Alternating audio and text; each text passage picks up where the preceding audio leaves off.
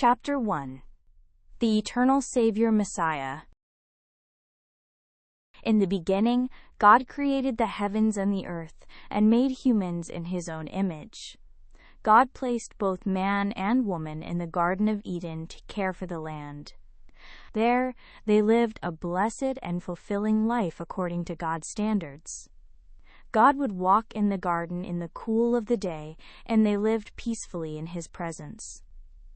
Then one day, tempted by the serpent, they ate the fruit from the tree of the knowledge of good and evil, which God had forbidden.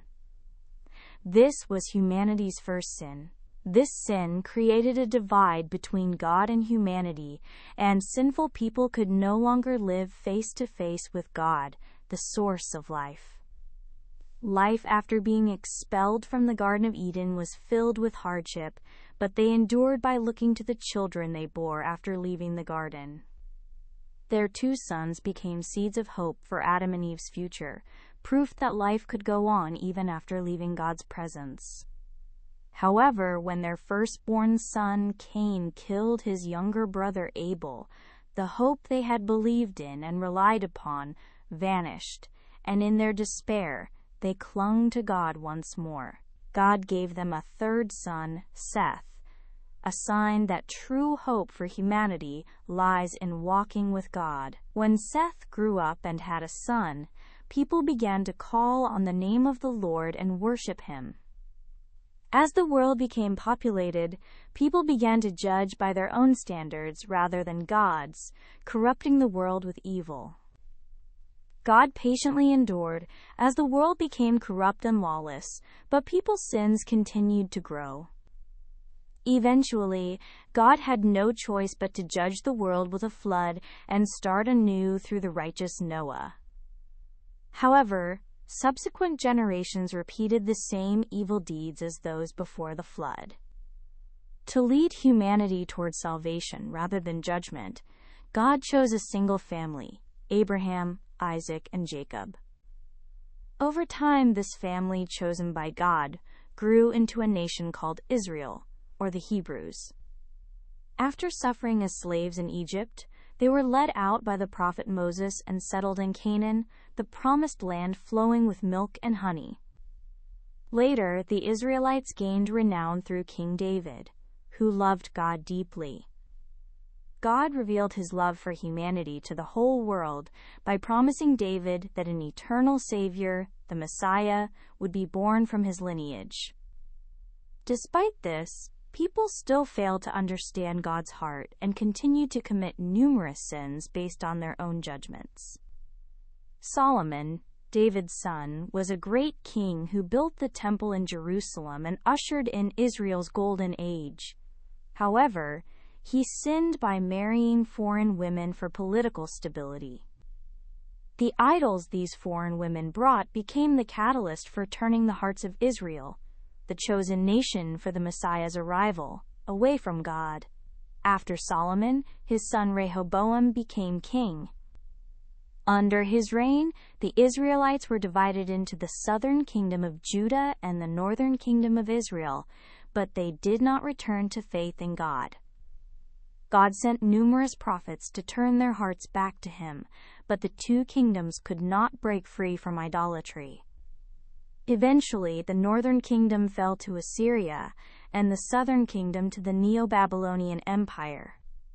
Though both kingdoms fell, just as a stump remains when a tree is cut down, a remnant, a holy seed that remembered God's promise, remained in this devastated land.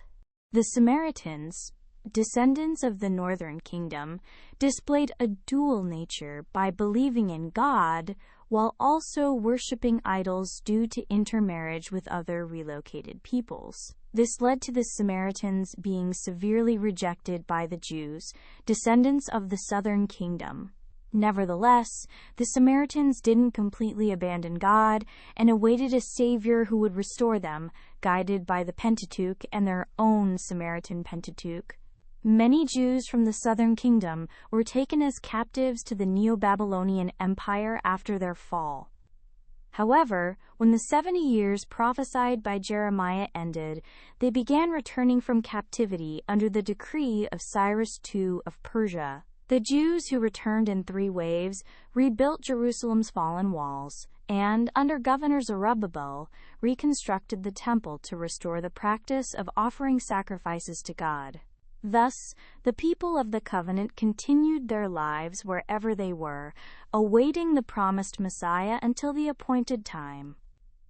While the Israelites were seeking God, the world around them was rapidly changing. The powerful Persian Empire fell to Alexander the Great of Macedonia, and after his death, Alexander's vast empire split into several kingdoms due to internal conflicts. The Canaan region, including Jerusalem and Samaria, frequently changed rulers.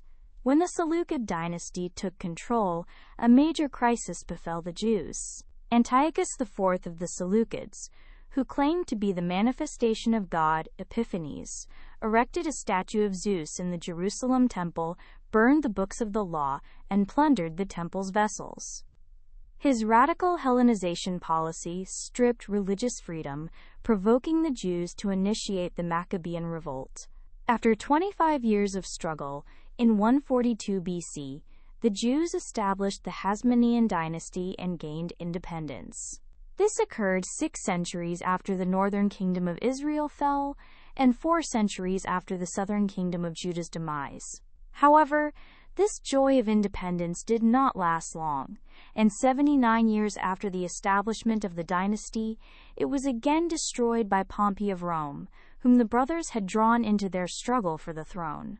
At this time, Antipater, scion of a family of Idumean governors under the Hasmonean dynasty, became administrator of Judea, and his second son Herod emerged on the historical stage as governor of Galilee.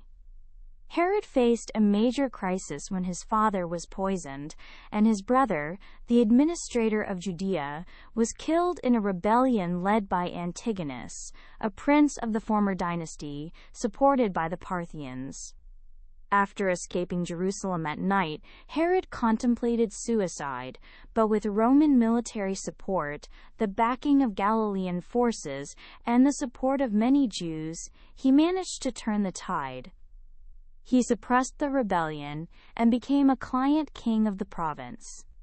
Herod, being of Edomite descent, Idumea in Greek, and a convert to Judaism, was not considered a true Jew and therefore lacked many traditional qualifications to be king.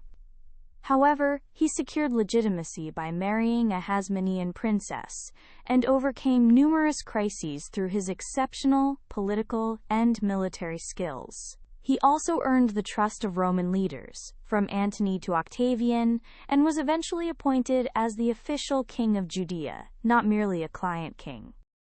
Subsequently, Herod's kingdom expanded to rival Solomon's era in territory, enjoying political and economic stability.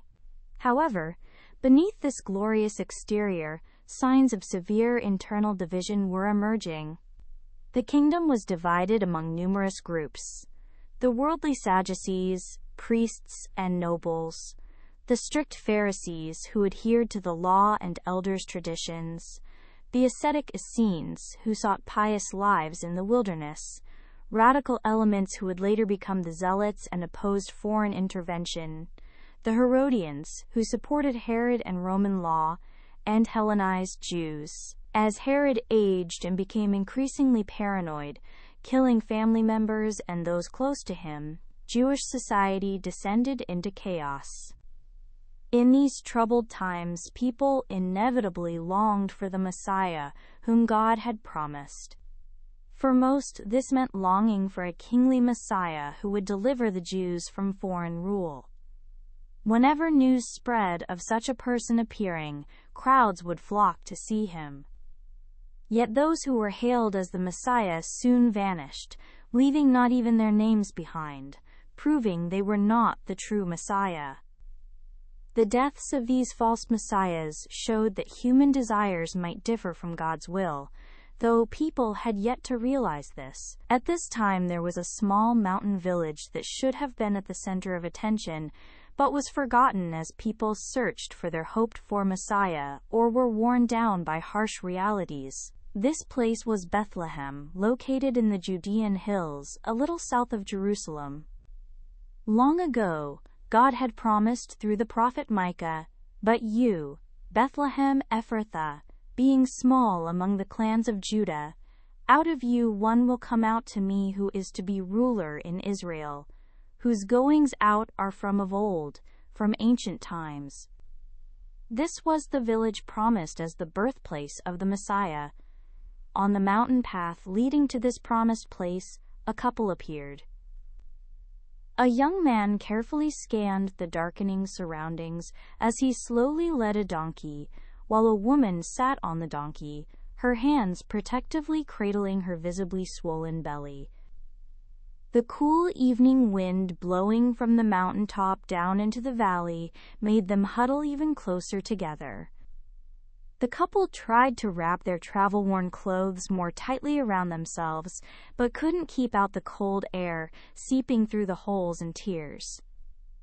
The man looked unkempt from the long journey, but his determined eyes, shining through his dust-covered face, revealed a firm resolve to protect his wife from any danger. The woman's face was hidden by a headscarf, but her delicate hands and wrists, gently cradling her full-term belly, hinted at her youth. The man placed his scarred hand over the woman's delicate one and held it gently. "Are you not tired? Should we rest a bit?" "I'm fine. Don't worry." "Then I'll try to go as fast as possible, so please endure just a little longer." The woman smiled as she looked at the man. The man's name was Joseph. Having left his hometown to live in Galilee during troubled times, he was now traveling to Bethlehem, the town of his ancestor David, with his heavily pregnant wife, to register for the census ordered by the Roman emperor. Although his wife's exhausted appearance worried him, but he also had faith that God, who had guided them thus far, would continue to watch over them. After all they had been through in the past year, what was there left to fear?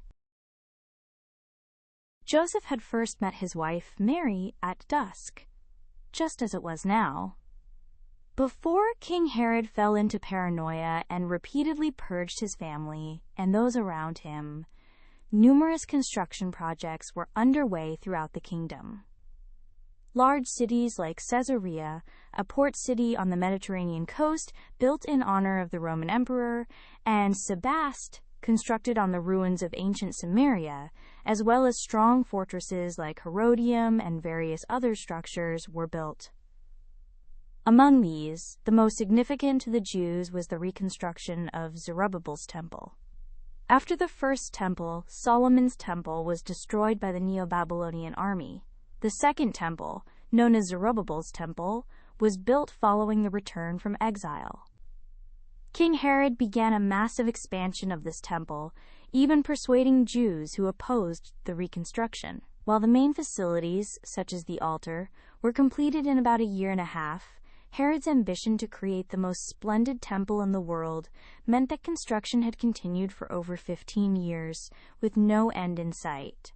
In such circumstances, it was only natural for a poor man like Joseph to work as a carpenter.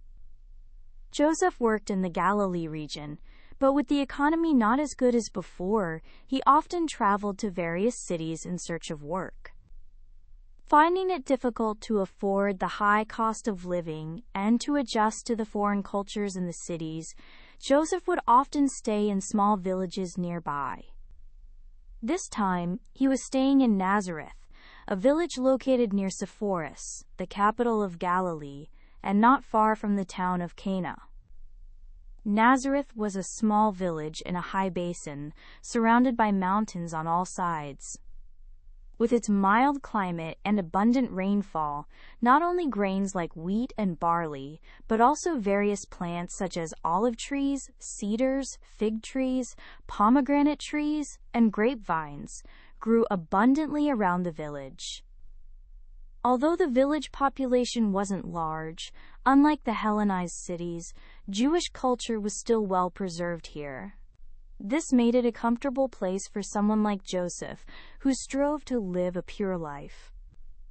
The farmers in Galilee were living difficult lives due to various taxes paid to both Rome and King Herod, often mortgaging their land and becoming tenant farmers. However, even in these circumstances, the people of Nazareth still maintained their smiles and served as strong pillars of support for each other. This touched Joseph's heart deeply, and before he knew it, he was becoming captivated by the village of Nazareth. While part of him grew increasingly fond of the idea of living in this village, he knew from experience that a poor carpenter had few options unless there was steady work in the surrounding cities.